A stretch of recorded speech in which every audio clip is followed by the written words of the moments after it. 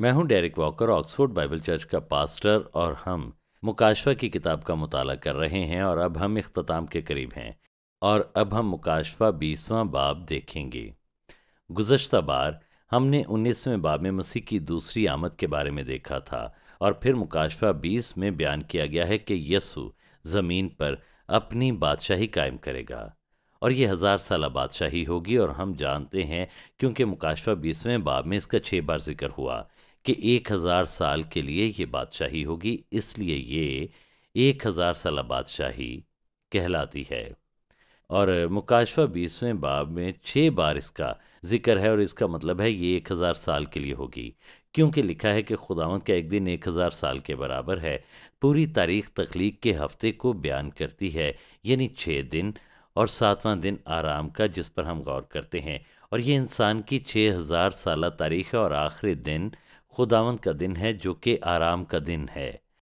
तो ये 1000 साल तारीख का 7वां दिन है जहां ज़मीन अपने आराम में दाखिल होगी और मसीह की दूसरी आमद के बाद मसीही बादशाही के आगाज़ से पहले 40 दिन का वक्फा होगा। और ये वक्त 1000 साला बादशाही की सारी तैयारी के लिए ज़रूरी है। इस 1000 साला बादशाही में ओहदे और इख्तियार दिए जाएंगे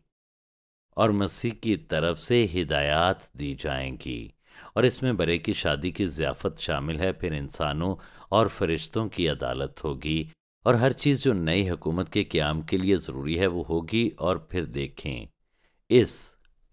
1000 साला बादशाही में ओहदे और इख्तियार दिए जाएंगे, मसीह की तरफ से हिदायत दी जाएंगी कि किस तरह बादशाही को चलाना है। और इसके अलावा बहुत सी जोग्राफियाई तब्दीलियां रूनुमा होंगी जो कि इसराइल में और शायद पूरी दुनिया में होंगी। पूरी दुनिया फिर से बागे अदन की हालत में बहाल होगी और फिर नई हैकल भी तामीर की जाएगी, जिसका जिक्र दानियल की किताब में मौजूद है। और हकीकत में दानियल के 70वें हफ्ते के दौरान, जैसे कि यीशु मसीह के जी उठने के बाद 40 दिन का वक्फा हुआ, जैसे यीशु अपने शागिर्दों पर ज़ाहिर हुआ था और उन्हें नए दौर के लिए उसने हिदायत दी थी और उनकी रहनुमाई की थी, उसी तरह हकीकत में दानियल के 70वें हफ्ते के दौरान ये 40 दिन का वक्फा होगा, जिसके दौरान मसीह रहनुमाओं को तैयार करेगा कि आने वाले दिनों में क्या होने वाला है, जिसके लिए एक नया निज़ाम होगा।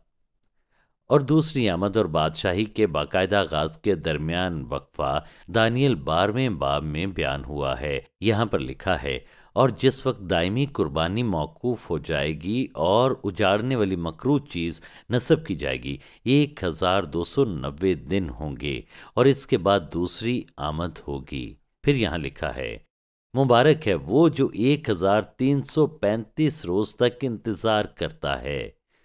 तो ये उसके बाद इजाफी वक्त के हवाले से है। उस वक्त के दौरान मसीह अपनी बादशाही के लिए शहरियों को चुनेगा, यानी ये दरअसल उसकी भेड़ें होंगी, बकरियां नहीं। और फिर वो अदालत करेगा और ज़मीन पर से गैर ईमानदारों को मिटा देगा, जो कि बकरियां होंगी।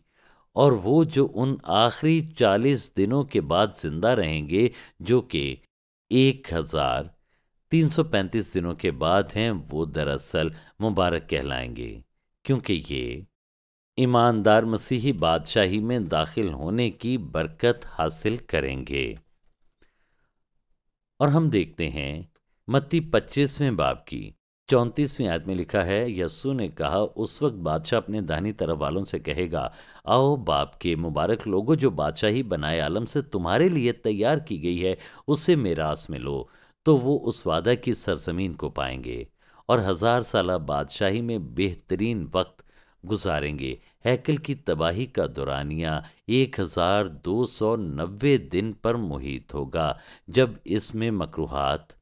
कायम की जाएंगी और इसका इख्तिताम यस्सु की वापसी के दिन पर होगा। मगर फिर उसमें 40 दिन का इजाफा होगा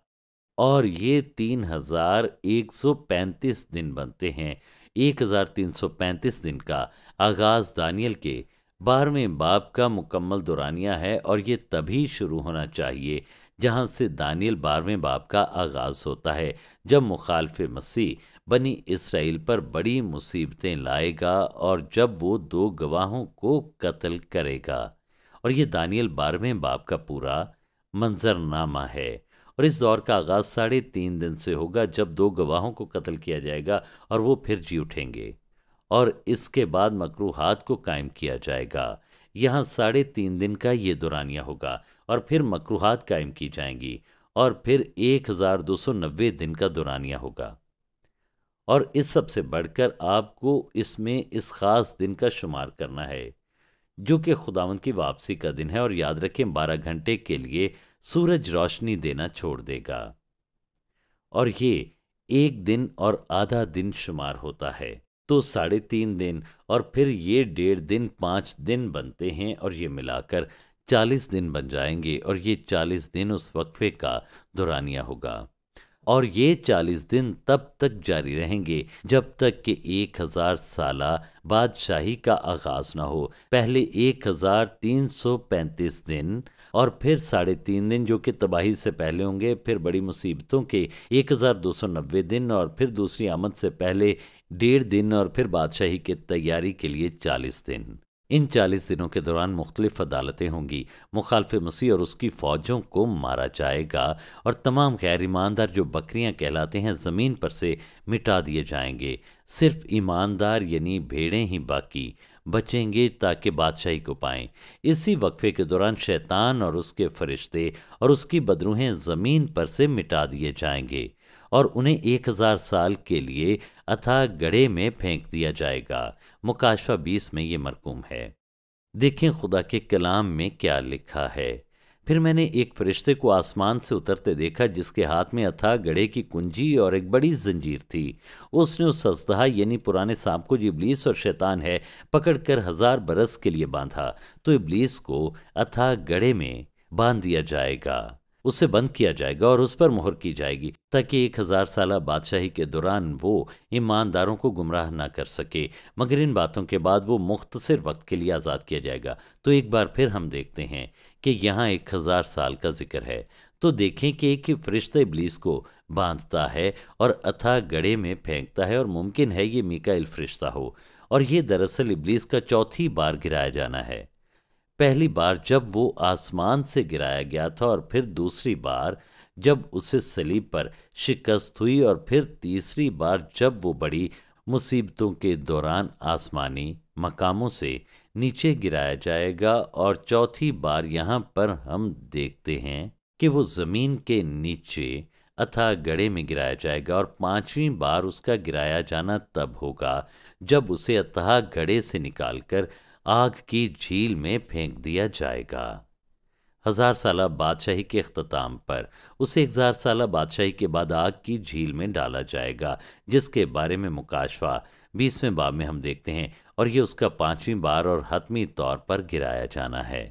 مکاشفہ 20 میں ابلیس کے باندھے جانے کے بارے میں ذکر ہے، لیکن اس بار اس کے باقی تمام فرشتے بھی اس کے ساتھ گرائے جائیں گے۔ اس کا ذکر یسایہ 24ویں باب میں ہے کہ ابلیس کے تمام فرشتے اور شیطان بھی اس کے ساتھ ہی یہ ساری سزا بھگتیں گے۔ لکھا ہے، اور اس وقت یوں ہوگا کہ خداوند آسمانی لشکر کو آسمان پر اور زمین کے بادشاہوں کو زمین پر سزا دے گا، اور وہ ان قیدیوں کی مانند جو گڑھے میں ڈالے جائیں گے جمع کیے جائیں گے، اور وہ قید خانے میں قید کیے جائیں گے، اور بہت دنوں کے بعد ان کی خبر لی جائے گی۔ دوسرے لفظوں میں 1000 سال کے بعد وہ منصف کے سامنے کھڑے ہوں گے، اور پھر ان کے لیے ان کی آخری اور حتمی سزا سنائی جائے گی، اور انہیں آگ کی جھیل میں ڈالا جائے گا، اور اس گڑھے میں انہیں قید رکھا جائے گا جب تک کہ ان کی آخری سزا کا وقت نہیں آتا، اور 1000 سال بعد انہیں آگ کی جھیل میں ڈالا جائے گا۔ تو 1000 سالہ بادشاہی میں ابلیس اور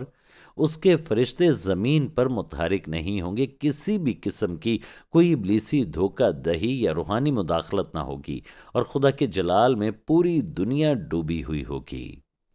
ابلیسی قوتوں کو ہٹائے جانے کے نتیجے میں آپ دیکھیں یسایہ 25ویں باب میں مرقوم ہے، اور وہ اس پہاڑ پر اس پردے کو جو تمام لوگوں پر گر پڑا اور اس نقاب کو جو سب قوموں پر لٹک رہا ہے دور کرے گا۔ ہم دیکھتے ہیں کہ پردے کو ہٹایا جائے گا اور مکمل طور پر کھلا آسمان ہوگا، اور یہاں پر پھر بتایا گیا ہے کہ جب ابلیسی قوتوں کو باندھ دیا جائے گا اور دنیا کے نظام سے دور کر دیا جائے گا، اور ہم یہ نہیں کریں گے بلکہ مسیح خود یہ سب کچھ کرے گا جب وہ واپس آئے گا۔ دلچسپ بات یہ ہے کہ جب یسوع آیا تو بدروہیں جانتی تھیں کہ یسوع منصف ہے، اور وہ ڈرتی تھیں کہ وہ انہیں سزا دینے آیا ہے اور انہیں گڑھے میں ڈالے گا جہاں پر اذیت ہوگی۔ وہ ڈرتی تھیں کہ یسوع نے سزا دے گا، اس لیے وہ التجا کرتی ہیں، اے یسوع خدا تعالیٰ کے فرزند، مجھے تجھ سے کیا کام؟ تجھے خدا کی قسم دیتا ہوں، مجھے عذاب میں نہ ڈال۔ پھر ایک اور آیت میں لکھا ہے، کیا تو اس لیے یہاں آیا ہے کہ وقت سے پہلے ہمیں عذاب میں ڈالے؟ تو اس سے پتہ چلتا ہے کہ وہ جانتی تھی کہ ابھی ان کا وقت نہیں آیا، مگر جب یہ وقت پورا ہو جائے گا تو تمام بدروہیں گڑھے میں ڈالی جائیں گی۔ لوکا 8:31 میں لکھا ہے، اور وہ اس کی منت کرنے لگیں کہ ہمیں اتھاہ گڑھے میں جانے کا حکم نہ دے، تو وہ جانتی تھیں کہ ان کی منزل اس گڑھے میں جانا ہے، اس لیے انہوں نے یسوع سے کہا کہ انہیں وہاں نہ پھینک، اور جب یسوع نے انہیں نکالا تو سور سمندر میں گر گئے، جو کہ گڑھے کی ہی ایک علامت ہے، یعنی سمندر کی گہرائی ایک نبوتی علامت ہے کہ انہیں گہرائی میں پھینکا گیا۔ تو وقت آئے گا کہ جب انہیں اتھاہ گڑھے میں پھینکا جائے گا۔ اس وقت ایک اور واقعہ پیش آئے گا، وہ مصیبتوں میں شہید ہونے والوں اور پرانے عہد نامے کے مقدسین کا جی اٹھنا ہوگا، اور وہ ہماری طرح جب زندہ ہوں گے تو مسیح کے تخت عدالت کے سامنے کھڑے ہوں گے اور اپنے لیے ابدی اجر پائیں گے۔ اور یہ ویسے ہی ہوگا جب کلیسیا اٹھائے جانے کے وقت اپنا اجر پائے گی، اور اس اجر میں 1000 سالہ بادشاہی میں ان کے عہدے اور اختیار بھی شامل ہوں گے۔ پرانے عہد نامے کے مقدسین کا ذکر دراصل مکاشفہ میں نہیں ہوا، مگر یسایا 26:19 میں اس سے واضح کیا گیا ہے کہ وہ مسیح کی دوسری آمد پر زندہ کیے جائیں گے۔ یہاں لکھا ہے، تیرے مردے جی اٹھیں گے، تیری لاشیں اٹھ کھڑی ہوں گی، اور پھر یہاں پر یوں مرقوم ہے، تم جو خاک میں جا بسے ہو جاگو اور گاؤ، کیونکہ تیری اوس اس اوس کی مانند ہے جو نباتات پر پڑتی ہے، اور زمین مردوں کو اگل دے گی۔ اور اس تناظر میں مقدسین کا جی اٹھنا مسیح کی دوسری آمد کے ساتھ جوڑا جاتا ہے۔ یہاں پر لکھا ہے، اے میرے لوگو، اپنے خلوت خانے میں داخل ہو اور اپنے پیچھے دروازے بند کر لو، اور اپنے آپ کو تھوڑی دیر تک چھپا رکھو، جب تک کہ غضب ٹل نہ جائے، تو انہیں بڑی مصیبتوں کے درمیان محفوظ رکھا جائے گا، کیونکہ لکھا ہے، دیکھو خداوند اپنے مقام پر چلا آتا ہے تاکہ زمین کے باشندوں کو ان کی بدکرداری کی سزا دے، اور زمین اس خون کو ظاہر کرے گی جو اس میں ہے، اور اپنے مقتولوں کو ہرگز نہ چھپائے گی۔ تو ان واقعات کی ترتیب یہ ہے، مصیبتیں آئیں گی اور پھر دوسری آمد ہوگی، پھر پرانے عہد نامے کے مقدسین جی اٹھیں گے۔ تو جب ہم مکاشفہ 20ویں باب کی 4 آیت پڑھتے ہیں تو یہاں پر لکھا ہے، پھر میں نے تخت دیکھے اور لوگ ان پر بیٹھ گئے، اور عدالت ان کے سپرد کی گئی، اور جو لوگ پہلے سے تخت پر بیٹھے ہیں وہ یقیناً کلیسیا ہے، اور پھر پرانے عہد نامے کے مقدسین ہیں جو زندہ کیے گئے، جنہیں اختیار دیا گیا کہ وہ مسیح کے ساتھ 1000 سال تک بادشاہی کریں،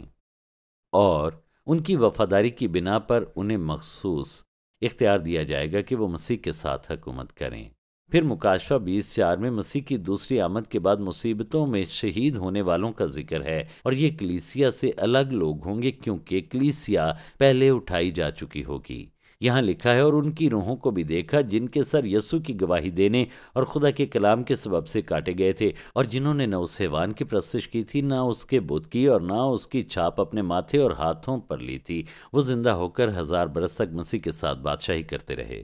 تو مصیبتوں میں شہید ہونے والے کلیسیا کے لوگوں سے الگ طور پر زندہ کیے جائیں گے مسیح کی دوسری آمد کے بعد۔ اگر کلیسیا کا پہلے اٹھایا جانا سچ ہے تو یہ کلیسیا کے حصے کے طور پر اٹھائے جا چکے ہوں گے، جبکہ دوسرے مسیح کی زمین پر آمد کے منتظر ہوں گے، جس سے ثابت ہوتا ہے کہ یہ کلیسیا کا حصہ نہیں ہوں گے، اور ہم دیکھ چکے ہیں کہ کلیسیا مسیح کی دوسری آمد سے پہلے اٹھائی جا چکی ہوگی۔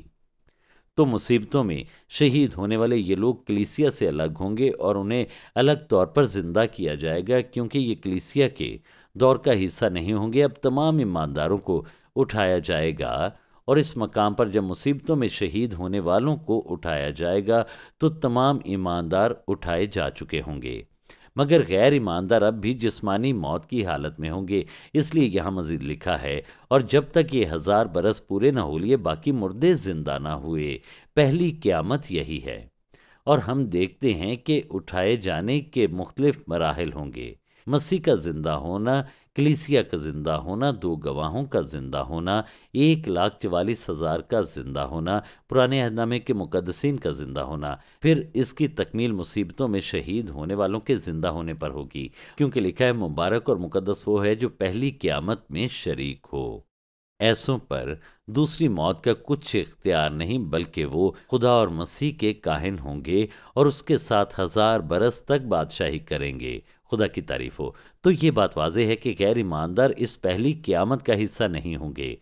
وہ 1000 سالہ بادشاہی سے پہلے زندہ نہیں کیے جائیں گے جب تک کہ دوسری قیامت نہیں ہوتی۔ تو 1000 سالہ بادشاہی کے دوران صرف غیر ایماندار موت کی حالت میں ہوں گے، روحانی طور پر وہ عالم ارواح میں ہوں گے، تمام ایماندار زندہ کیے جا چکے ہوں گے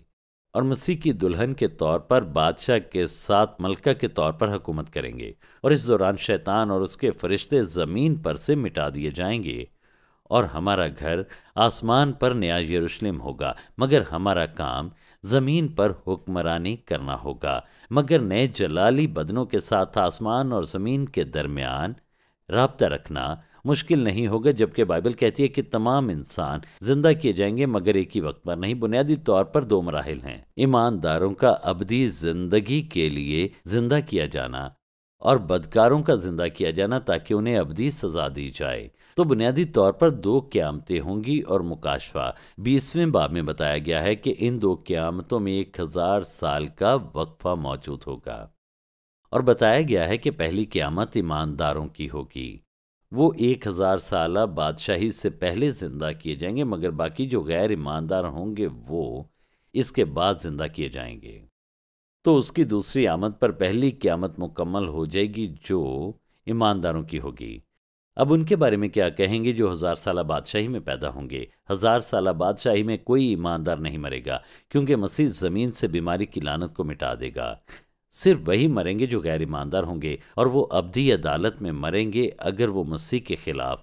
بغاوت کریں گے۔ تو آپ دیکھیں، جب 1000 سال پورے ہوں گے تو ان ایمانداروں کو زندہ ہونے کی ضرورت نہیں ہوگی، کیونکہ انہیں صرف غیر فانی بدنوں میں منتقل ہونا ہوگا، ان ایمانداروں کی طرح جو آسمان پر اٹھائے جانے کے وقت زندہ تھے اور انہوں نے غیر فانی بدن پائے تھے۔ یسوع نے یوحنا 5ویں باب میں ان 2 قیامتوں کا ذکر کیا ہے۔ اس سے تعجب نہ کرو، کیونکہ وہ وقت آتا ہے کہ جتنے قبروں میں ہیں اس کی آواز سن کر نکلیں گے، جنہوں نے نیکی کی ہے زندگی کی قیامت کے واسطے، اور جنہوں نے بدی کی ہے سزا کی قیامت کے واسطے۔ تو 2 قیامتیں ہوں گی۔ مکاشفہ 20 میں اسے واضح طور پر بیان کیا گیا ہے۔ اعمال 24ویں باب میں لکھا ہے راست بازوں اور ناراستوں دونوں کی قیامت ہوگی۔ تو موت کے بعد انفرادی عدالت ہوگی جو آپ کی ابدی حالت اور ابدی منزل کا تعین کرے گی، اور پھر آپ کے جی اٹھنے کے بعد مجموعی عدالت ہوگی جو آپ کے اجر کے درجے کا تعین کرے گی، اگر آپ ایماندار ہوں گے، یا پھر اگر آپ غیر ایماندار ہوں گے تو سزا کا تعین کرے گی۔ جو پہلی قیامت میں ہوں گے وہ دوسری موت سے بچ جائیں گے، اور پھر ان کو اجر دیے جائیں گے اور وہ جلال پائیں گے، اور وہ جو دوسری قیامت میں ہوں گے ان کی عدالت ہوگی اور وہ دوسری موت کے سپرد کیے جائیں گے، جو کہ آگ کی جھیل ہے۔ خدا کی اس قیامت کا خلاصہ پہلا کرنتھیوں 15ویں باب میں بیان کیا گیا ہے۔ پہلے پہلی قیامت کا ذکر ہے اور پھر دوسری قیامت کا ذکر کیا گیا ہے۔ اس کے مراحل ہوں گے۔ لکھا ہے لیکن ہر ایک اپنی باری سے، اور یہ لفظ فوجی عہدے یا جتھے کے لیے استعمال ہوتا ہے۔ دوسرے لفظوں میں یہ فوج کی ایک علامت ہے جس میں مختلف لوگوں کو مختلف گروہوں میں تقسیم کیا جاتا ہے۔ سب لوگ زندہ کیے جائیں گے مگر اپنی اپنی باری سے، لیکن فی الواقع مسیح مردوں میں سے جی اٹھا ہے، اور جو سو گئے ہیں ان میں پہلا پھل ہوا، کیونکہ جب آدمی کے سبب سے موت آئی تو آدمی ہی کے سبب سے مردوں کی قیامت بھی آئی، اور جیسے آدم میں سب مرتے ہیں ویسے ہی مسیح میں سب زندہ کیے جائیں گے، لیکن ہر ایک اپنی اپنی باری سے۔ تو پہلے مسیح ہے جو پہلے پھل کے طور پر ہوگا۔ متی 27ویں باب میں اس کا ذکر ہے کہ جو مسیح کے ساتھ اس کے جی اٹھنے کے وقت زندہ کیے گئے، یہ پہلے پھل کی قربانی کا حصہ ہوں گے۔ پھر مسیح کے آنے پر اس کے لوگ اور اس میں وہ تمام ایماندار شامل ہیں جو مصیبتوں کے درمیان اٹھائے جائیں گے۔ 2 گواہ 1,44,000 اور پھر پرانے عہد نامے کے مقدسین اور مصیبتوں میں شہید ہونے والے، اور یہ اس کی دوسری آمد پر ہوگا۔ اور پھر یہاں لکھا ہے اس کے بعد آخرت ہوگی، اور یہ 1000 سالہ بادشاہی کے بعد وقت کا اختتام ہوگا جب دوسری قیامت میں تمام غیر ایماندار زندہ کیے جائیں گے، اور اس موقع پر موت کو مکمل طور پر شکست ہوگی کیونکہ ہر کوئی زندہ کیا جائے گا۔ اس کے بعد آخرت ہوگی، اس وقت وہ ساری حکومت اور سارے اختیار اور قدرت نیست کر کے بادشاہی کو خدائی یعنی باپ کے حوالے کر دے گا، کیونکہ جب تک کہ وہ سب دشمنوں کو اپنے پاؤں تلے نہ لے آئے اس کو بادشاہی کرنا ضرور ہے۔ سب سے پچھلا دشمن جو نیست کیا جائے گا وہ موت ہے۔ تو 1000 سالہ بادشاہی میں ایماندار نہیں مریں گے، مگر 1000 سالہ بادشاہی کے اختتام پر وہ جلالی بدن پائیں گے۔ 40 دنوں کے دوران یسوع زمین کو بحال کرے گا، اور ان 40 دنوں کے دوران وہ اسرائیل کو پھر سے بحال کرے گا، وہ لعنت کو ختم کرے گا، اور ایسا ہوگا جیسے پہلے باغ عدن میں تھا۔ وہ زمین کو پھر سے بنائے گا۔ دراصل زمین کی ایک بار پھر سے بحالی ہوگی، اور یہ ویسی ہی ہو جائے گی جیسے آدم کے گناہ کرنے سے پہلے تھی۔ جغرافیائی طور پر بڑی تبدیلیاں آئیں گی تاکہ خدا کا جلال جو یروشلم سے چمکے گا وہ ہر جگہ نظر آ سکے۔ یسایہ میں لکھا ہے، پکارنے والے کی آواز بیابان میں خداوند کی راہ درست کرو، صحرا میں ہمارے خداوند کے لیے شاہراہ ہموار کرو، ہر ایک ٹیڑھی چیز سیدھی اور ہر ایک ناہموار جگہ ہموار کی جائے، اور خداوند کا جلال آشکارا ہوگا اور تمام بشر اس کو دیکھے گا۔ زکریا 14ویں باب میں بھی اس کا ذکر ہے کہ زیتون کے پہاڑ سے اسرائیل میں ایک بڑی وادی منظر پر آئے گی، اور مغرب اور مشرق سے ندیاں بہیں گی۔ یہاں پر مرقوم ہے، دیکھیں خداوند کا کلام کیا کہتا ہے۔ تب خداوند خروج کرے گا اور ان قوموں سے لڑے گا جیسے جنگ کے دن لڑا کرتا تھا، اور اس روز وہ کوہ زیتون پر یروشلم کے مشرق میں واقع ہے کھڑا ہوگا، اور کوہ زیتون بیچ سے پھٹ جائے گا، اور اس کے مشرق سے مغرب تک ایک بڑی وادی ہو جائے گی، اور اس روز یروشلم سے آب حیات جاری ہوگا، جس کا آدھا بحر مشرق کی طرف بہے گا اور آدھا بحر مغرب کی طرف۔ گرمی سردی میں جاری رہے گا، اور خداوند ساری دنیا کا بادشاہ ہوگا۔ حزقیل 47 میں ہم دیکھتے ہیں یہ دریا ہیکل سے بہتا ہے اور بحر مردار کو زندگی دیتا ہے، اور آپ دیکھیں گے 10ویں آیت میں کچھ اس طرح سے لکھا ہے کہ وہ یروشلم کے گرد ساری جگہ کو میدان میں بدل دیتا ہے، اور یروشلم کو اونچے پہاڑ میں بدل دیتا ہے، اور یہ سب سے اوپر ہوتا ہے، اور یروشلم کے جنوب میں تمام ملک جبہ سے رمون تک میدان کی مانند بن جائے گا، پر یروشلم بلند ہوگا، اور بنیامین کے پھاٹک سے پہلے پھاٹک کے مقام یعنی کونے کے پھاٹک تک، اور حنبیل کے برج سے بادشاہ کے انگوری حوضوں تک اپنے مقام پر آباد ہوگا۔ تو یہ ساری زمین میدان بن جائے گی، اور کوہ سیون اوپر اٹھایا جائے گا، اور یہ پہاڑ اور یروشلم پوری دنیا کی حکومت کا مرکز بن جائے گا 1000 سالہ بادشاہی کے دوران، اور یروشلم اور ہیکل کو ہر جگہ سے دیکھا جا سکے گا، اور زمین کا پورا ڈھانچہ بدل جائے گا، اور یہ دریا اس اٹھائے گئے شہر میں سے بہے گا، اور اس پہاڑ سے آبشار کی طرح سے نیچے گرے گا، اور یہ زمین کو سیراب کرنے کے لیے وہاں سے بہے گا، اور اسرائیل پھر سے خوبصورت اور زرخیز زمین میں تبدیل ہو جائے گا۔ خدا کا پہاڑ دنیا کی حکومت کا مرکز ہوگا، اور یہ عبادت کا مرکز بھی ہوگا۔ اب دیکھیں یسایہ میں لکھا ہے، سنیں خدا کا کلام کیا کہتا ہے۔ آخری دنوں میں یوں ہوگا کہ خداوند کے گھر کا پہاڑ پہاڑوں کی چوٹی پر قائم کیا جائے گا، اور ٹیلوں سے بلند ہوگا، اور سب قومیں وہاں پہنچیں گی، بلکہ بہت سی امتیں آئیں گی اور کہیں گی آؤ خداوند کے پہاڑ پر چڑھیں، یعنی یعقوب کے خدا کے گھر میں داخل ہوں، اور وہ اپنی راہیں ہم کو بتائے گا اور ہم اس کے راستوں پر چلیں گے، کیونکہ شریعت سیون سے اور خداوند کا کلام یروشلم سے صادر ہوگا، اور قوموں کے درمیان عدالت کرے گا، اور بہت سی امتوں کو ڈانٹے گا، اور وہ اپنی تلوار کو توڑ کر پھالیں اور اپنے بھالوں کو ہنسوے بنا ڈالیں گے، اور قوم قوم پر تلوار نہ چلائے گی، اور وہ پھر کبھی جنگ کرنا نہ سیکھیں گے۔ ہم دیکھتے ہیں کہ یہ دنیا کا مرکز ہوگا، اور 1000 سالہ بادشاہی میں امن اور خوشحالی ہوگی۔ وہاں پر مکمل امن اور خوشحالی ہوگی، اور روحانی جلال وہاں پر موجود ہوگا،